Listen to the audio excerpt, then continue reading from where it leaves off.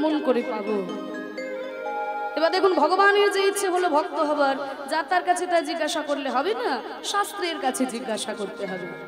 আজকে সকল শাস্ত্রকে ডেকেছে, ওগো গীতা, ওগো উপনিষদ, রামায়ণ, মহাভারত, ভাগবত, তোমরা কি কেউ বলতে পারো আমি ভক্তিটা কেমন করে পাবো?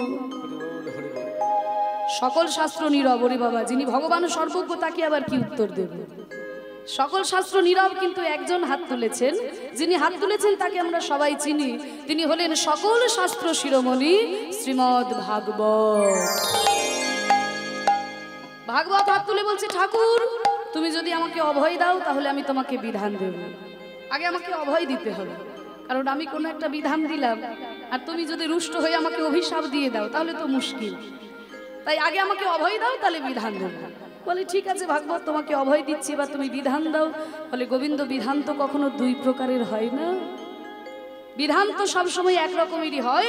তাহলে ভক্তি যদি তোমাকে পেতেই হয়, ভক্তি যদি অর্জন করতেই হয়, আমি তো আমার সপ্তম স্কন্ধে লিখে দিয়েছি তোমারই কথা, নাই সংমতি স্থাবতুরু ক্রমাং রিং পিশজ্জনর্ময়দার্থঃ মহিয়াশাং পাদরজ ভৈষেকব নিষ্কিঞ্চনান নবনিজাত। ন এসং, ন মানে না, এসং মানে এদের, মতি মানে মন, স্থাবত মানে ততক্ষণ, উরুক্রম মানে ভগবান, অঙ্ক্রিম মানে পা। মানে ততদিন ভগবানের চরণে মতি যাবে না যতদিন না নিষ্কিঞ্চন মহৎ ভক্তের চরণ ধুলিতে স্নান করা যায়।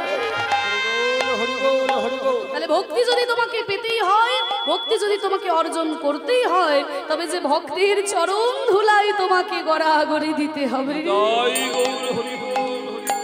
ভক্তির চরণ ধুলাই গড়াগড়ি না দিলে তো তুমি ভক্তি লাভ করতে পারবে না। ভগবান দেখলেন, ওরে বাবা, এ তো ভক্ত হওয়া দেখছি বড় বিপদ। হ্যাঁ, আমি কার পায়ে ধুলো মাখতে যাবো রে বাবা? আমি যার পায়ে ধুলো মাখতে যাব সে তো নরকে চলে যাবে, তাই না মা? কি গো, তোমাদের এখানে যদি ভগবান এসে হঠাৎ দাঁড়িয়ে বলে যে আমি একটু পায়ে ধুলো নেব, তোমরা কেউ দেবে?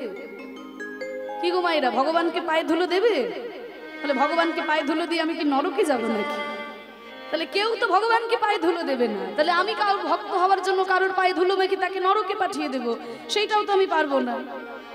তাহলে এমন একজন ভক্ত আমাকে খুঁজতে হবে যার চরণ ধুলি আমি গায়ে মাখলে সেও নরকে যাবে না, আবার আমারও ভক্ত হওয়া হয়ে যাবে। তাই খুঁজতে খুঁজতে তিনি একজনকে পেলেন, তিনি হলেন শ্রীমতী রাধা রানী।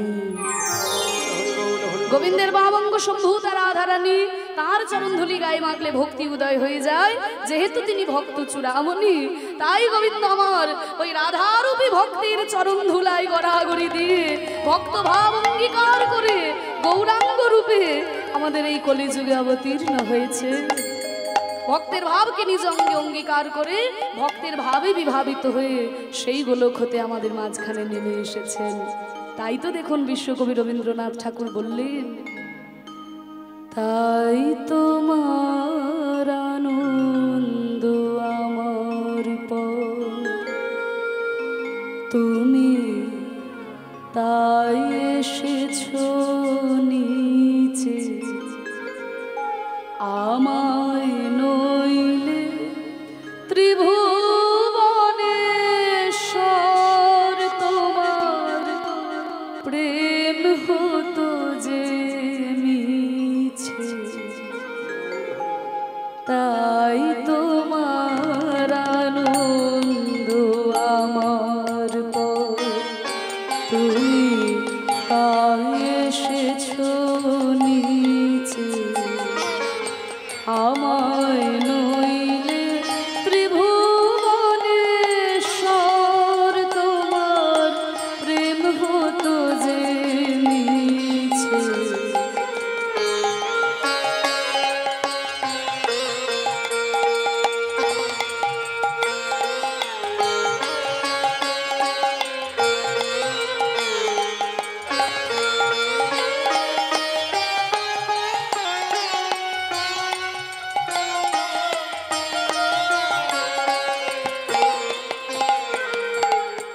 বিশ্বকবি রবীন্দ্রনাথ ঠাকুরের কত সুন্দর গানের কথা।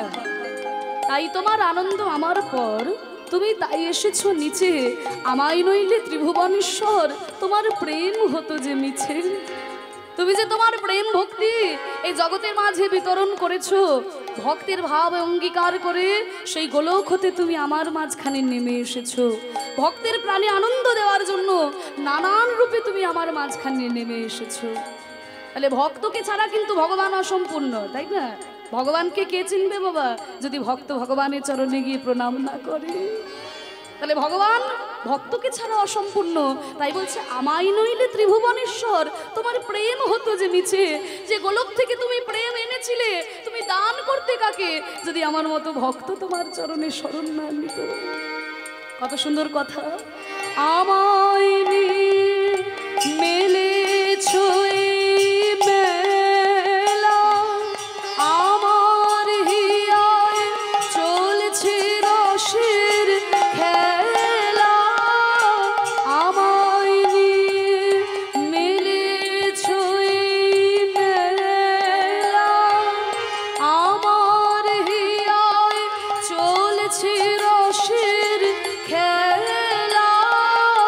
মোর জীবনে বিচিত্র রূপ ধরে তোমার ইচ্ছা তরঙ্গিছে। আমায় নিয়ে মেলেছো এই মেলা, আমার হিয়ায় চলছে রসের খেলা। দেখুন ভক্তকে নিয়ে ভগবান এই পৃথিবীতে মেলা বসিয়েছে। মেলা কাকে বলে গো? আচ্ছা বাচ্চারা বলো, মেলা কাকে বলে? মেলা কাকে বলে? মেলা মানে কি? ফুচকার বাদাম ভাজা? আমাদের কাছে মেলা মানে তাই জিলিপি বাদাম ভাজা, কিন্তু মেলা মানে ওটা না, জিলিপি বাদাম ভাজা না। মেলা মানুষের মেলামেশা যেখানে হয় তাকে বলে মেলা। আজকে কিন্তু এখানেও মেলা বসেছে, তাই না? মেলা মানুষের মেলামেশা যেখানে হয় তাকে বলে মেলা। জিলিপি বাদাম ভাজা আসে তো মানুষ আসে বলে, মানুষ যদি না আসে তাহলে ফুচকা বাদাম ভাজা আসবে? তাহলে মেলা মানুষের মেলামেশা যেখানে হয় তাকে বলে মেলা। তাহলে ভক্তকে নিয়ে দেখুন ভগবান এই পৃথিবীতে মেলা বসেছে। তাহলে মেলাতে আমরা কত রকমের খেলনা দেখতে পাই, কত নাগদোলনা থাকে, কত পুতুল নাচ থাকে। তার মানে এই হৃদয়ের মধ্যেও ভগবান রসের খেলা খেলছেন। আমরা ভাবছি আমার জীবনটা আমি আমার মতো করে পরিচালনা করছি, কিন্তু তা নয়। দেখবেন মেলাতে পুতুল নাচ বসে না, ওপর থেকে সুতো ধরে পুতুলকে যেমন নাচায় পুতুল কিন্তু তেমনই নাচে। তাহলে আমার জীবনটাও কিন্তু তার কাছে পুতুল খেলা। তিনি যদি হাসাচ্ছেন তো আমি হাসছি, তিনি যদি কাঁদাচ্ছেন তো আমি কাঁদছি। আমার জীবনে নানান রূপে ভগবান তার ইচ্ছা পূর্ণ করে চলেছে। তাই বলছে আমায় নিয়ে মেলেছো এই মেলা, আমার হিয়ায় চলছে রসের খেলা। মোর জীবনে বিচিত্র রূপ ধরে তোমার ইচ্ছা তরঙ্গিছে। তাই তোমার আনন্দ আমার নিতাই গৌর হরি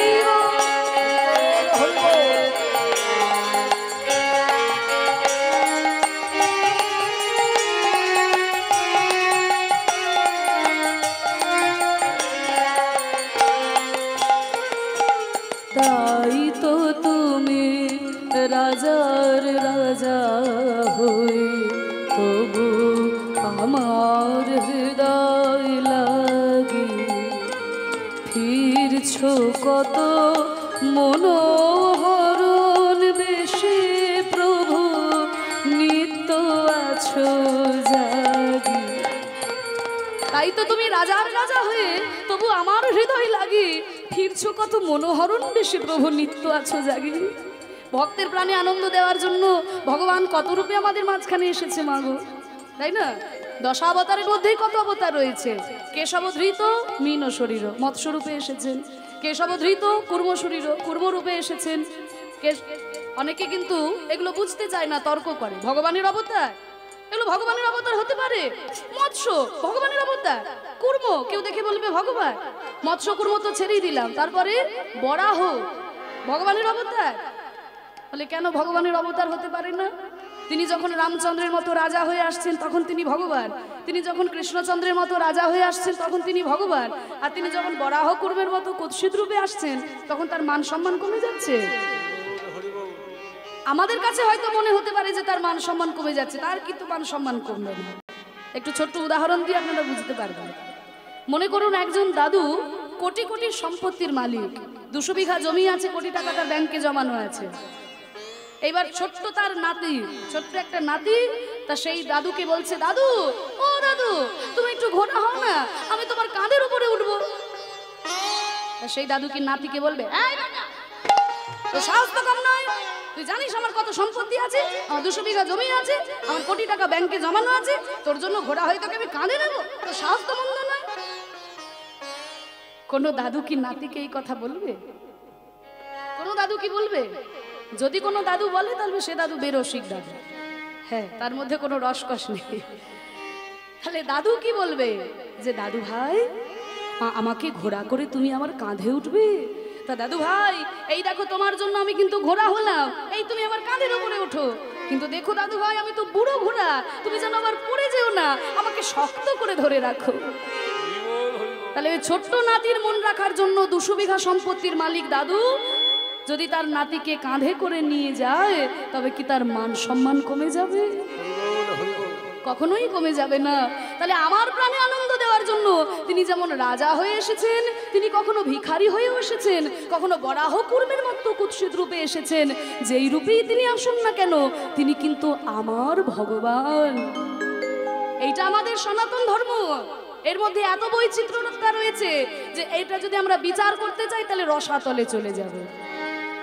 একজন লোক সে যখন বৃন্দাবনে যাচ্ছে রাধে রাধে রাধে বলে চিৎকার করছে, সেই লোকটাই যখন আবার পুরীধামে জগন্নাথ দর্শন করতে যাচ্ছে, জয় জগন্নাথ জয় জগন্নাথ, ওই লোকটাই যখন আবার নবদ্বীপে যাচ্ছে, জয় মহাপ্রভু জয় গৌর হরি বলছে, এবার ওই লোকটাই যখন আবার তারাপীঠে যাচ্ছে, জয় তারা বলে বলে চিৎকার করছে। আবার ওই লোকটাই যখন তারকেশ্বরে যাচ্ছে, ভোলে বাবা ভোলে বাবা। অন্যান্য ধর্মের লোকেরা দেখে অবাক হয়ে যায় যে কি রে বাবা, এ এক মুখে কত ভগবানের নাম করে, কখনো কৃষ্ণ নাম করছে, কখনো কালীর নাম করছে, কখনো শিবের নাম করছে, এত ভগবানের নাম করার দরকার কি আছে? বলে শোনো, আমি যেই রূপেই ভগবানকে ডাকি না কেন আমি কিন্তু জানি তিনি আমার সেই পরম ব্রহ্ম ভগবান। তিনি কখনো জগন্নাথ রূপে রয়েছেন, কখনো কৃষ্ণ রূপে বিরাজ করছেন, কখনো মা কালী রূপে বিরাজ করছেন, কখনো শিব ঠাকুর রূপে বিরাজ করছেন। তিনি কিন্তু ওই একই সচ্চিদানন্দ পদার্থ। আমি যার চরণেই প্রণাম করি না কেন আমার প্রার্থনাটা কিন্তু সেই পরম ব্রহ্মের কাছে। এটা অন্যান্য ধর্মের লোকেদের বোঝার ক্ষমতা নেই, কারণ আমাদের ধর্মের এত বৈচিত্র্যতা। আমার মা যদি শাড়ি পরে তাহলে সেটা আমার মা, আর আমার মা যদি শাড়ি না পরে অন্য কোনো পোশাক পরে তাহলে কি আমার মা বদলে যাবে? মায়ের পোশাকটা বদলা। আমার মা যদি শাড়ি না পরে জিন্সের প্যান্ট পরে, যদিও আমার মা কখনো জিন্সের প্যান্ট পরবো বলে ভাবতেই পারে না, এখনকার মেয়েরা তো পরে, সে কখনো জিন্সের প্যান্টও পরছে, কখনো স্কার্ট পরছে, কখনো চুড়িদার পরছে, কখনো শাড়ি পরছে।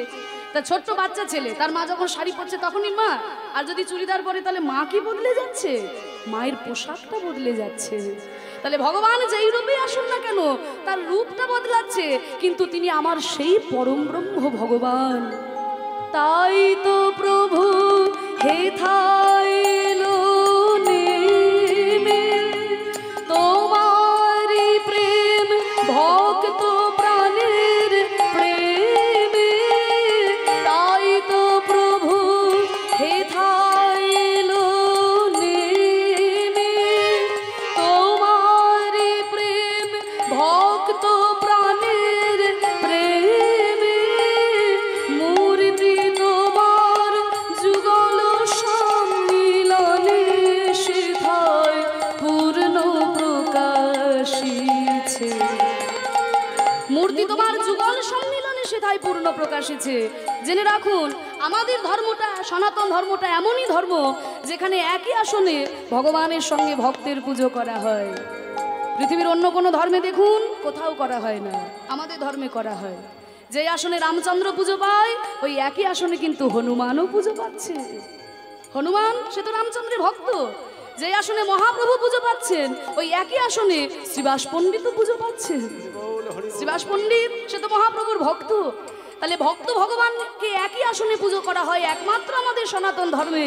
কারণ আমাদের ধর্মে মনে করা হয় যেখানে শুধু ভগবানের পুজো হয় সেখানে অর্ধেকটা ভগবানের পুজো হয়, যেখানে ভক্ত ভগবানের পুজো হয় সেখানে পূর্ণ ভগবানের পুজো হয়। নিতাই গৌর হরি বল। তাই তো প্রভু হে থাইল তোমার প্রেম ভক্ত প্রাণের প্রেমে মূর্তি তোমার যুগল সম্মিলনে সেথায় পূর্ণ প্রকাশিছে। তাই তোমার আনন্দ আমার কর, তুমি তাই এসেছো নিচে। আমায় নইলে ত্রিভুবনেশ্বর তোমার প্রেম হতো যে নিচে। তাই তোমার আনন্দ আমার কর, তুমি তাই এসেছো নিচে। আমায় নইলে ত্রিভুবনেশ্বর তোমার প্রেম হতো যে নিচে। তাই তোমার আনন্দ আমার। নিতাই গৌর প্রেমানন্দে হরি বল। তাহলে ভক্তের প্রাণে আনন্দ দেওয়ার জন্য ভক্ত ভাবকে নিজ অঙ্গে অঙ্গীকার করে গোলক হতে আমাদের মাঝখানে নেমে এসে সেই প্রেম ধনকে তিনি বিতরণ করেছেন। তাই বলছে দেখুন বড় অবতার ভাই বড় অবতার, দেখো পতিতেরে বিলায়ল প্রেমেরও ভাণ্ডার। মহাপ্রভু আমাদের মতো কলি হত জীবের দ্বারে দ্বারে প্রেমের ভাণ্ডারকে বিতরণ করেছিলেন। আর কি হলো মহাপ্রভু অবতারের ফলে জানো? বড়ই অপরূপ ভাই রে আমার গোরা চাঁদের লীলা গো। বড়ই অপরূপ ভাই রে গোরা চাঁদের লীলা গো। নানা তুলনা তুলনা নানা তুলনা তুলনা তুলনা তুলনা নানা তুলনা তুলনা এই ভুবনে তুলনা নাই তুলনা তুলনা এই ভুবনে তুলনা নাই তুলনা তুলনা এই ভুবনে তুলনা নাই আমার ভুবনে পাবন গৌর লীলা হরি ভুবন পাবন গৌরে লীলা, এই ভুবন পাবন গৌরে লীলা, ভুবন পাবন গৌরে লীলা, এই ভুবন পাবন গৌরে লীলা, ভুবন পাবন গৌরে লীলা। দেখো রাজা হয়ে কাঁধে করে বৈষ্ণবের ঝোলা গো।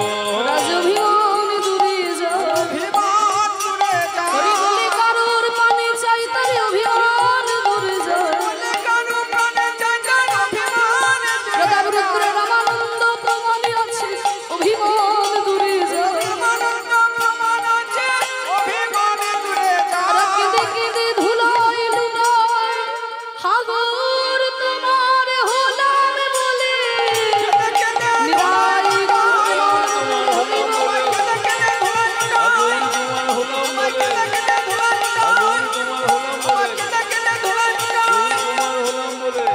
অভিমান দূরে আগো যায় রাজা হয়ে কাঁধে করে বৈষ্ণবের ঝোলা গো। বলছে বড় অপরূপ ভাই গোরা চাঁদের লীলা। দেখো রাজা হয়ে কাঁধে করে বৈষ্ণবের ঝোলা। দেখুন রাজা কিন্তু সবসময় অহংকারে থাকে, তাই না? আমি রাজা, সবাই আমার প্রজা। কিন্তু মহাপ্রভুর অবতারের ফলে দেখুন এই পদটিতে বলা হচ্ছে যে মহাপ্রভু অবতারের ফলে বাংলায় কি কি পরিবর্তন হলো। প্রথম কি না, পতিতেরে বিলায়ল প্রেমেরও ভাণ্ডার, পতিত জীবের দ্বারে দ্বারে প্রেমের ভাণ্ডার বিতরণ করলেন। দ্বিতীয় কি না, রাজা হয়ে কাঁধে করে বৈষ্ণবের ঝোলা। রাজা সবসময় অহংকারে থাকে, কিন্তু মহাপ্রভুর সেই অবতারের ফলে দেখুন রাজা পর্যন্ত অহংকার পরিত্যাগ করে হা গৌর কিছু চাই না বলে তার চরণে শরণ নিয়েছেন। রাজা প্রতাপরুদ্র মহাপ্রভুর কৃপা পাওয়ার জন্য শ্রীমদ্ ভাগবতের শ্লোক মুখস্থ করে মহাপ্রভুকে শুনিয়েছিলেন। রায় রামানন্দ সুন্দরী অপ্সরা সম স্ত্রীকে পরিত্যাগ করে, জমিদারিকে পরিত্যাগ করে হা গৌর কিছু চাই না বলে তার চরণে শরণ নিয়েছিল। এই যে অহংকারের মঞ্চ থেকে নিচে নেমে আসা মহাপ্রভু আমাদেরকে শিখিয়েছেন। আমরা তো মানুষ, আমরা সবসময় অহংকারে থাকি। আমি মানুষ, আমি হাতি ঘোড়া বাঘ ভাল্লুক সবাইকে বশ করেছি, মানুষকে কেউ বশ করতে পেরেছে? তাই এই যে অহংকার, মহাপ্রভু বললেন অহংকার করো না, তৃণাদপি সুনীচিন। তৃণাদপি, তৃণ মানে ঘাস, ঘাসের থেকেও সুনীচিন মানে ছোট হওয়ার চেষ্টা করো। মায়েরা বলবে মা গো ঘাস তো এমনিতেই ছোট, আমি আবার তার থেকে কি করে ছোট হব? না না, আমি আকারে ছোট হওয়ার কথা বলছি না, বলছি বিনয়ী হও। আমি বড়, আমার মতো বড় আর কেউ নেই, জানো আবার এক কথায় সব নেতা মন্ত্রী এখানে দাঁড়িয়ে যাবে, আমি কেন কারোর কথা শুনবো? আমার কথায় সবাইকে উঠতে বসতে হবে। এই যে অহংকার। আমি কত পড়াশোনা করেছি, এই মাটিতে বসে কীর্তন শুনবো, আমি কত তীর্থ দর্শন করেছি, আমি কত পাণ্ডিত্য অর্জন করেছি, এইগুলো করো না, অহংকার করো না, একটু বিনয়ী হও, মাথাটা নত করতে শেখো। মাথা নত করার জায়গায় অন্তত মাথাটা নত করো। তৃণাদপি সুনীচিন তাররিব সহিষ্ণুনা, গাছের মতো সহিষ্ণু হও, সহ্য শক্তি করো। গাছের দিকে তাকিয়ে দেখো, গাছের দিকে তাকিয়ে দেখো, প্রচন্ড ঝড়ে গাছের ডাল ভেঙে পড়ে যাচ্ছে, তবু বলে এত কেন ঝড়? তারপরে রোদ্রের মধ্যে পাতা শুকিয়ে নেতিয়ে পড়ে যাচ্ছে, বলে এত কেন রোদ হচ্ছে? কিন্তু আমরা, আমার কেন ঘর নেই, আমার কেন বাড়ি নেই, আমার কেন জায়গা জমি নেই, আমার কেন টাকা পয়সা নেই, আমার কেন এটা নেই, আমার কেন ওটা নেই, এগুলো করো না। গাছের মতো সহ্য করতে শেখো। তার রিব সহিষ্ণু না, অমানি না মান দে না। যাদেরকে কেউ মান দেয় না, যাদেরকে কেউ সম্মান করে না, তাদেরকে সম্মান করো। আর কীর্তনীয় সদা হরি, সদা সর্বদা হরি নাম করো, কীর্তন করো। এই চারটি কাজ যদি করতে পারো, জানবে জীবনে তোমার মতো সুখী আর কেউ নেই। এই চারটি কাজ মাইরা মাত্র মহাপ্রভু নিজে বলেছেন কি, তৃণাদপি সুনীচিন, ঘাসে থেকে ছোট হওয়ার চেষ্টা করো।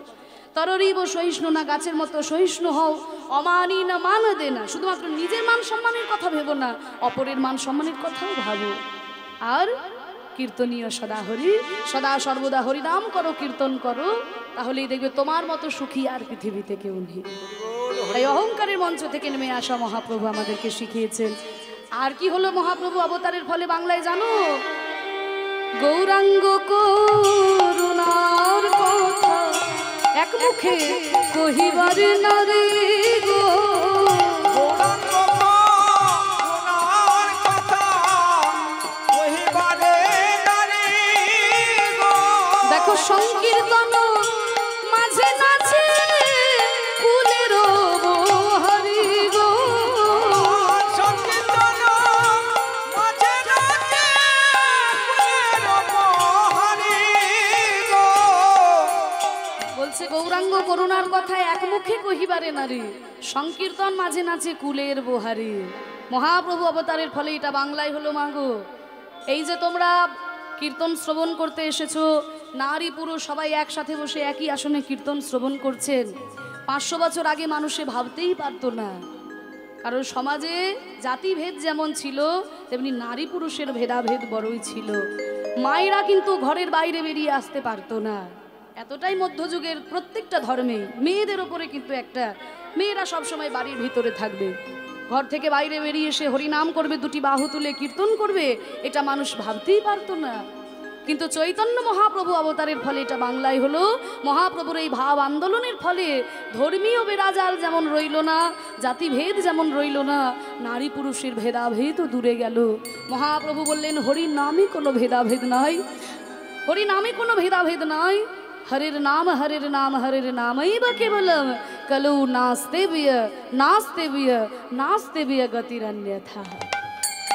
কলিযুগে হরিনাম করলেই তোরা উদ্ধার পেয়ে যাবি, কিচ্ছু করতে হবে না, যাগযজ্ঞ ধ্যান তপস্যা কোনো কিছু করা লাগবে না, হরিনাম করলেই তোরা উদ্ধার পেয়ে যাবি। তাই মহাপ্রভু বললেন প্রেমানন্দে মেতে হরি বলো, হরি নামের বন্যা জেলো, প্রেমানন্দে মেতে হরি বলো, হরি নামের বন্যা জেলো। প্রেমানন্দে মেতে হরি বলো, হরি নামের বন্যা জেলো। প্রেমানন্দে মেতে হরি বলো, হরি নামের বন্যা জেলো।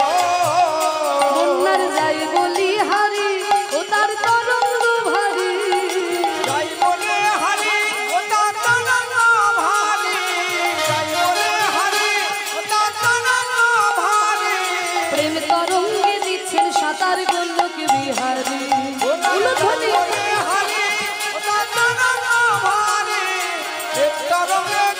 সাঁতার গোলক বিহারে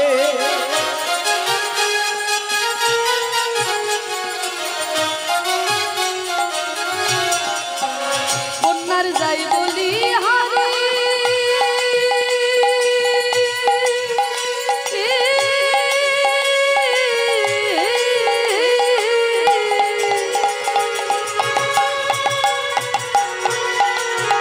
ও তার তরঙ্গ ভারে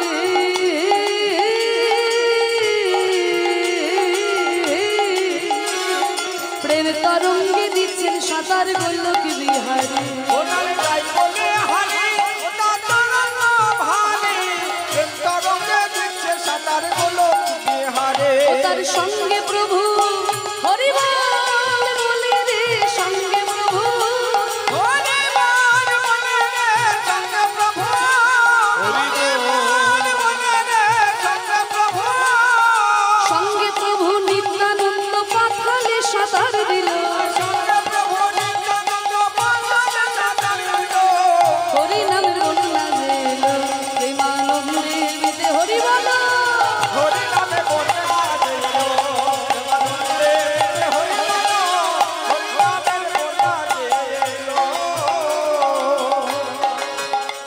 কুমাইরা মহাপ্রভুর এই প্রেমের বন্যা হরিনামের বন্যা এই বন্যাটা কেমন জানো এমন বন্যা দেখি নাই মানুষ শুকনাতে তলায় ডুবলো নদের নারী পুরুষ জাতির বিচার নাই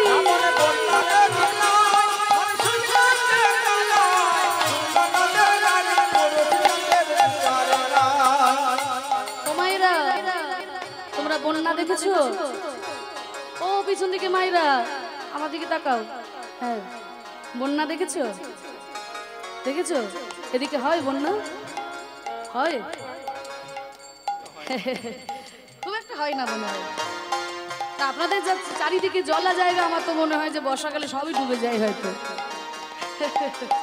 কিন্তু আমাদের ওদিকে এত জলা জায়গা নয় কিন্তু বন্যার ছোটবেলায় দু একটা দেখেছি আমি কারণ আমার বাড়ি হচ্ছে বীরভূম জেলার ইলামবাজার অজয়ের বালি আপনাদের এদিকে খুব আসে ইলামবাজারের বালি আসে না এটা জানে সবাই তা আমি যখন ছোট ছিলাম দু একটা বন্যা দেখেছি কিন্তু এখন আর ওই বালি তুলে তুলে অজয় খুব খাল হয়ে গেছে বন্যা টন্যা হয়নি হ্যাঁ তো জয়দেবের মেলা ও মাইরা জয়দেবের মেলা শুনেছো গেছো কেউ জয়দেবের মেলা বাহ এই তো অনেক ভক্তরা গেছে ওই অজয় নদী তীরেই জয়দেবের মেলা জয়দেবটা ইলামবাজার ব্লকেই পড়ে তা যেহেতু নদীর ধারে আমি থাকি ছোটবেলায় দু একটা বন্যা আমি দেখেছি তাহলে আমিও বন্যা দেখেছি আপনারাও বন্যা দেখেছেন কিন্তু এমন কি কোথাও বন্যা দেখেছেন যেখানে জল নাই অথচ মানুষ তলিয়ে যাচ্ছে জলই নাই অথচ মানুষ তলিয়ে যাচ্ছে এমন বন্যা যদি দেখতে হয় তাহলে যেতে হবে ওই নবদ্বীপে নবদ্বীপে যাবেন মায়াপুরে যাবেন দেখবেন কোথায় কোথায় থেকে ভক্তরা এসেছে কোথায় আমেরিকা কোথায় ইংল্যান্ড কোথায় রাশিয়া কোথায় অস্ট্রেলিয়া কোথায় জাপান কত কত দেশ সেই দেশ থেকে মানুষরা এসে দুটি বাহু তুলে হরিনামে এমন ভাবে পাগলের মতো নৃত্য করছে বুঝতে পারবেন জল নাই অথচ এই প্রেমের বন্যায় একদম হাবুডুবু খাচ্ছে আপনাদের কাছে আনন্দের সহিত জানাই যে আপনাদের অনুষ্ঠান তো আমি গত বছর করে গেলাম মার্চ মাসে তারপরে March April May June July মাসে আমি গেছিলাম লন্ডনে কীর্তন পরিবেশন করতে আপনারা হয়তো অনেকেই জানেন আর অনেকেই ইউটিউবে দেখেছেন যারা দেখেননি আমি জানাই আমি লন্ডনে 40 দিন ছিলাম ইউকের 4টি শহরে কীর্তন করেছি স্কটল্যান্ডের এডেনবার্গ ম্যানচেস্টার বার্মিংহাম আর পোর্টসমাউথ এই 4টি বড় বড় শহরে আমি কীর্তন করেছি 40 দিন সেখানে ছিলাম বাংলাদেশে যারা বাঙালি লন্ডনে রয়েছে তারাই এই কীর্তনের ব্যবস্থা করেছিল তা সেখানে অবাক হয়ে গেলাম বাবা যে বাঙালি যারা রয়েছে তারা তো কীর্তন করছে হরিনাম করছে কিন্তু ওই দেশের কত সাদা মানুষ তারাও কিন্তু গলায় তুলসীর মালা পরে নামের ঝোলা হাতে নিয়ে দুটি বাহু তুলে খোল কর্তার সঙ্গে নিয়ে ধুতি চাদর গলায় দিয়ে এমন ভাবে পাগলের মতো কীর্তন করছে হরিনাম করছে দেখে অবাক হয়ে গেলাম যে যারা আমাদেরকে মদ খাওয়া শেখালো যারা আমাদেরকে সিগারেট খাওয়া শেখালো যারা আমাদেরকে প্যান্ট শার্ট পরা শেখালো তারা সব কিছু ছেড়ে দিয়ে হা গৌর কিছু চাই না বলে হা নিতাই কিছু চাই না বলে ধুলাই লুটিয়ে গড়াগড়ি দিচ্ছে। এটা আমাদের কাছে বড় গর্বের ব্যাপার।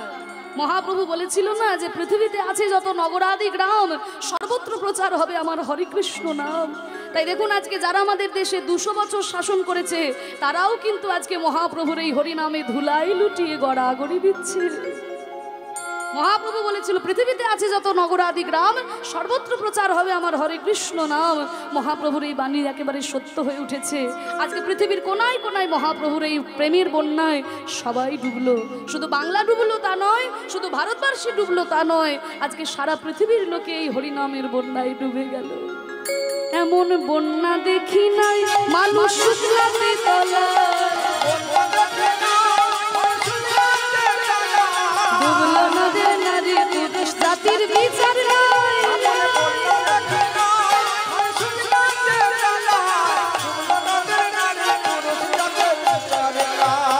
না না, কোনো জাতির বিচার নাই। আগে ছিল জাতির বিচার, মহাপ্রভু কোনো জাত বিচার রাখলেন না। শুধু জাতির বিচার নাই তা নয়, ওই তাকিয়ে দেখো, দেখো হরিদাস হরিলাল বলি রে হরিদাস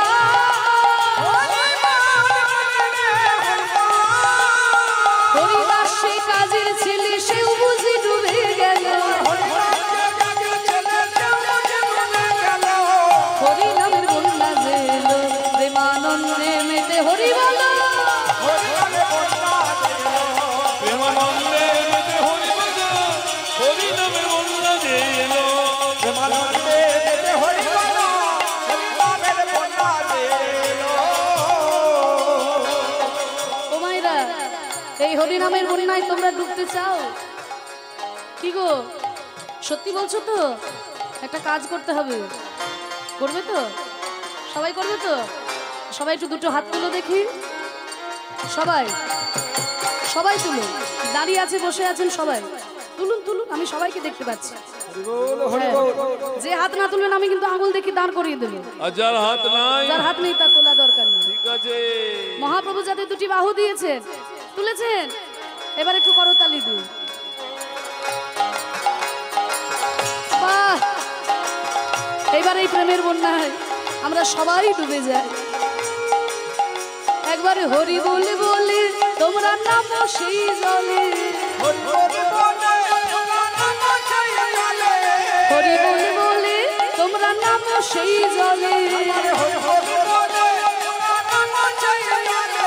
ডুবলো যে জন পেল রতন সন্তোষ নাই বলে। একবারে হরি বলে বলে তোমরা নামো সেই জলে, ডুবলো যে জন পেল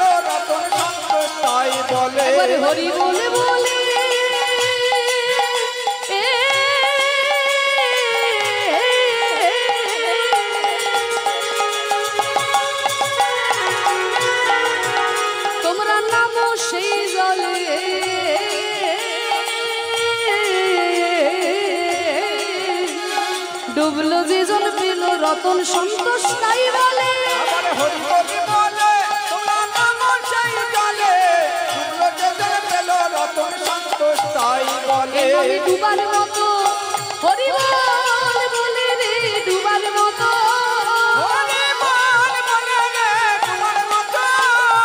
ডুবার মতো যে ডুবেছে সেই ডুবে রতন পেল।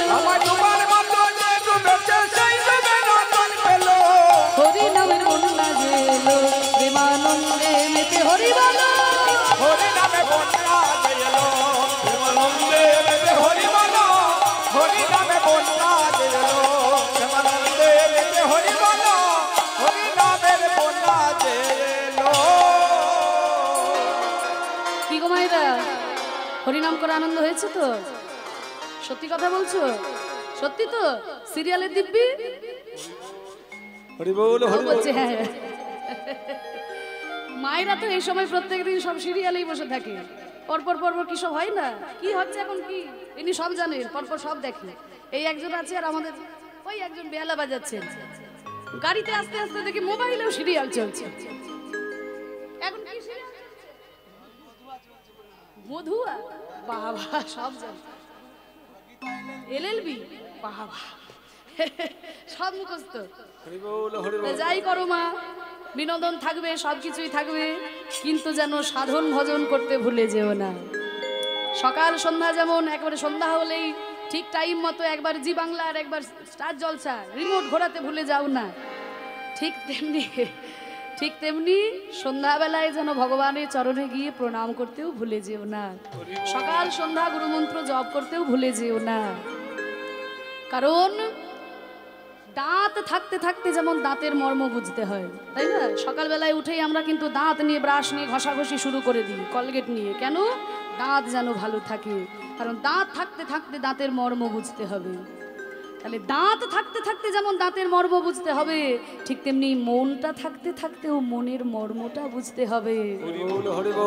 প্রতিদিন সকালবেলায় যেমন দাঁতকে ভালো রাখার জন্য আমরা ব্রাশ করি, সকালবেলায় ঘুম থেকে উঠে আমরা কি ঠাকুর ঘরে গিয়ে একটু ঠাকুরের চরণে প্রণাম করি, গুরুমন্ত্রটা জপ করি, না গীতার দু একটা শ্লোক পাঠ করে দেখি?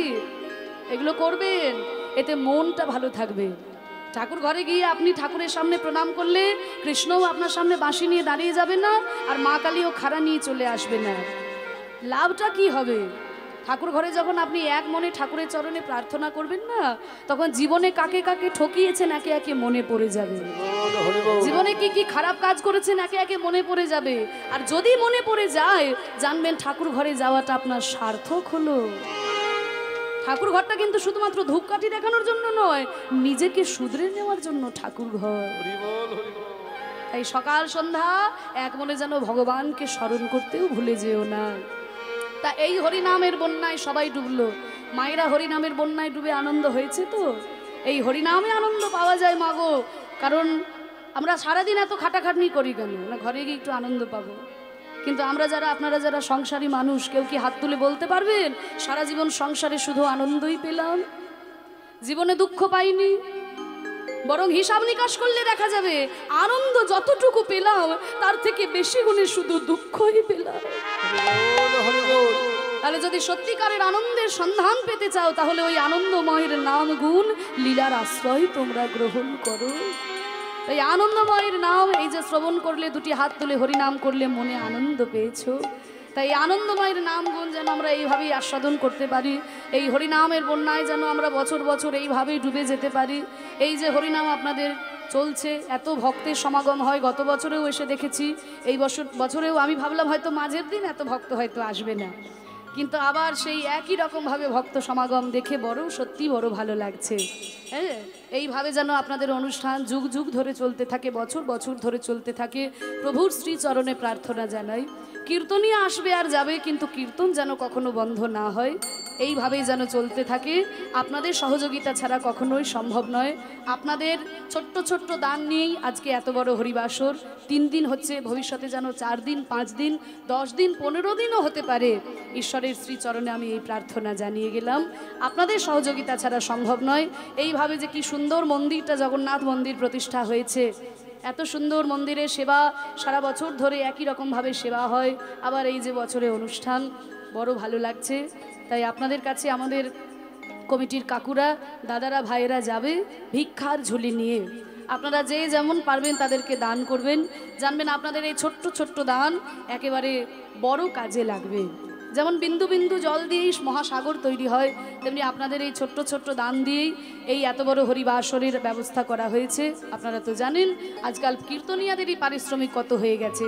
আমাদেরও কিছু করার নাই, কারণ বীরভূম থেকে এই পর্যন্ত আসতেই আমাদের অনেক পথ খরচাই হয়ে যায়। তাই কিছু করার নেই, এখন তো সবেরই অনেক ব্যয়বহুল হয়েছে। তাই আপনারা একটু সহযোগিতার হাত না বাড়িয়ে দিলে সম্ভব নয়। আর আপনি ভগবানের জন্য 500 টাকা খরচা করছেন, মানে ভেবে নেবেন না ভগবানকে করে উদ্ধার করে দিলে। আপনি যখনই ভগবানের জন্য 100 টাকা খরচা করেন না, সঙ্গে সঙ্গে ভগবানের মাথায় চিন্তা হয়ে যায় যে 100 টাকা কবে আমি 200 টাকা করে ফিরিয়ে দেব। হ্যাঁ, কারণ ভগবান নিজ মুখে বলেছে, যে যথামাং প্রপদ্যন্তে তাংস্তথৈব ভজাম্যহম মম বর্তানুবর্তন্তে মনুষ্য পার্থ সর্বস্ব। যে আমাকে যেমনভাবে ভজনা করে আমি তাকে ঠিক তেমনভাবেই ফিরিয়ে দিই, দরকার হলে আরো বেশি বেশি করে ফিরিয়ে দিই। মানে 100 টাকা আপনি যদি খরচা করেন, 100 টাকা তো আপনি পাবেনই, ওটা আপনার পাউন না, কিন্তু ভগবানের তরফ থেকে আরো উপরি কিছু পেয়ে যাবেন। নিতাই গৌর হরিবল হরিবল।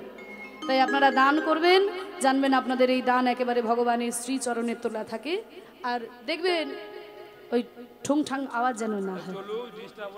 হরি বল। ওই ঠুংঠাং আওয়াজ যেন না হয়, বুঝলে? একটু যেন খটমট করে। ও ঠুংঠাং এখন আর কেউ নিচ্ছে না। তোমরা ঠুংঠাং দেবে আর সব আমাদেরকে দিয়ে দেবে। হরি বল। ঠুংঠাং যেন আওয়াজ করো না, একটু যেন খটমট করে। নিতাই গৌর প্রেমানন্দে হরি বল, হরি বল, হরি বল, হরি বল। এই মহাপ্রভুর হরি নামে সবাই ডুবলো। দেখো যবনেও নাচে গাই বলে হরি নাম, কেন অবতার সে বঞ্চিত বলরা, বঞ্চিত বলরা রে এ অবতার বঞ্চিত বলো রে, অবতারে বঞ্চিত বলো রামে রে, অবতারে বঞ্চিত বলো রে, অবতারে বঞ্চিত বলো রামে রে, অবতারে বঞ্চিত বলো রামে রে, অবতারে বঞ্চিত বলো রামে রে, ও অবতার বঞ্চিত বলো রামে রে,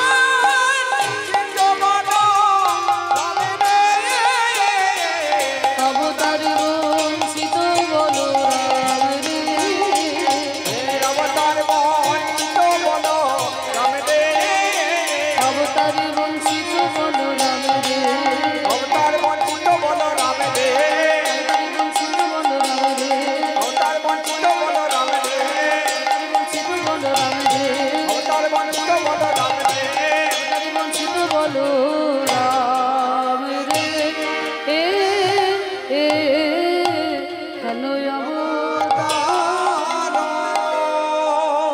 জানি তাই।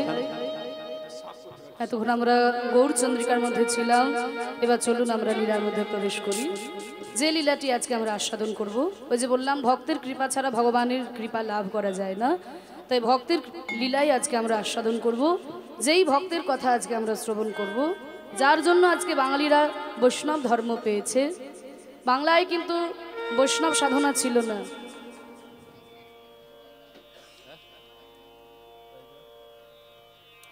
বাংলায় কিন্তু বৈষ্ণব সাধনা ছিল না। বাংলায় ছিল তন্ত্র সাধনা, বাংলায় ছিল মন্ত্র সাধনা, বাংলায় ছিল শৈব সাধনা, কিন্তু বৈষ্ণব সাধনা বাংলার ঘরে ছিল না।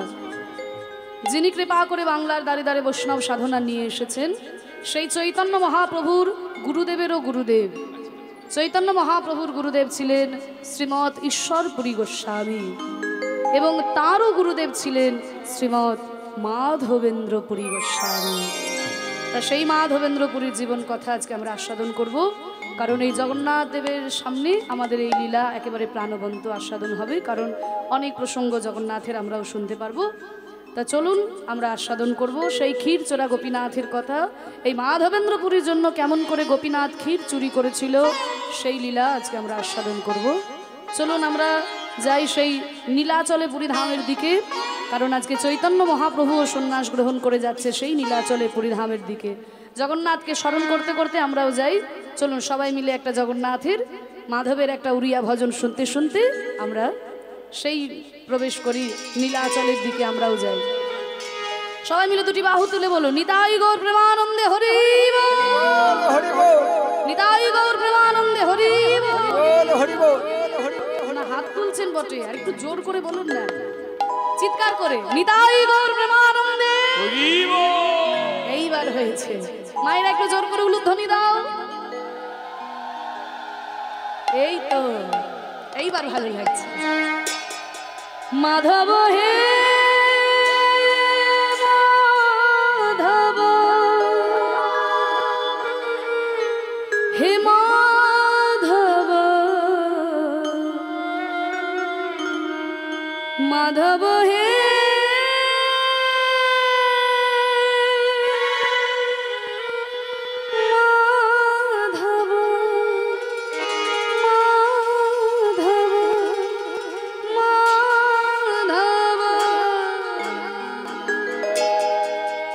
माधव हे माधव, माधव हे माधव, माधव,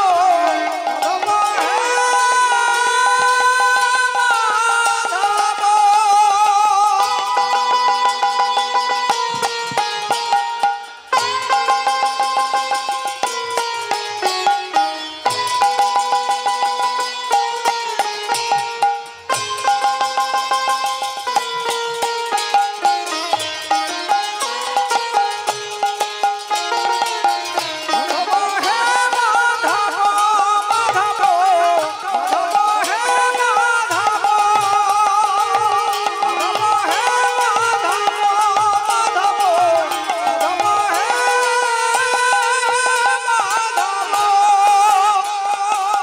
मोठी पाखर रे पेट पूरे मोरो,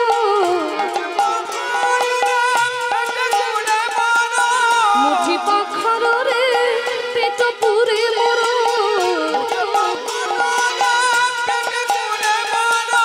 छप्पन भोग रे नाही गलभ, माधव हे माधव, माधव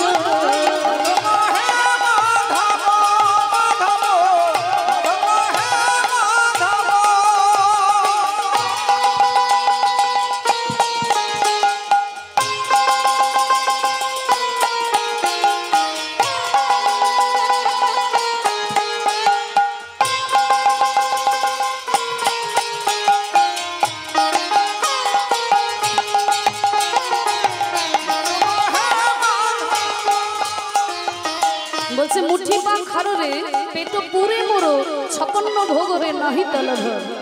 উড়িয়া ভাষায় লেখা তো ভজন, একটু মানেটা বুঝিয়ে না দিলে বোঝা যাবে না। বলছে হে মাধব, হে জগন্নাথ, আমার দুবেলা দুমুঠো অন্ন জুটলেই হবে প্রভু, আমার 56 ভোগের দরকার নাই, কিন্তু আমি যেন দুবেলা দুমুঠো অন্ন পেয়ে তোমার স্মরণ করতে পারি, তোমার নাম করতে পারি। তাই বলছে মুঠি পাখার রে পেট পুরে মোরো, ছপন্ন ভোগ রে নাহি গলভ, মাধব হে মাধব, মাধব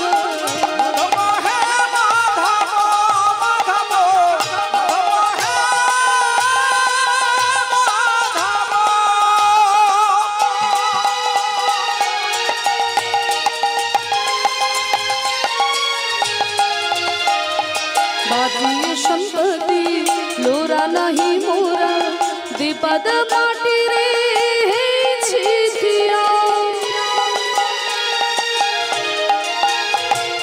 बाटिए संपत्ति लोरा नहीं मोरा, दीपद माटी रे छिथिया, सेटुकु देउछु सेटुकु रे शांति, बेशी और किछु मागुनी थिहा।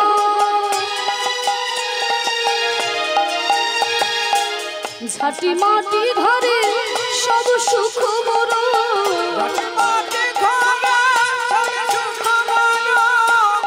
আহা, কি সুন্দর বলছে দেখুন, বাটিয়ে সম্পত্তি লোরা নাহি মোরা, বিপদ মাটি রে হেইছি থিয়া।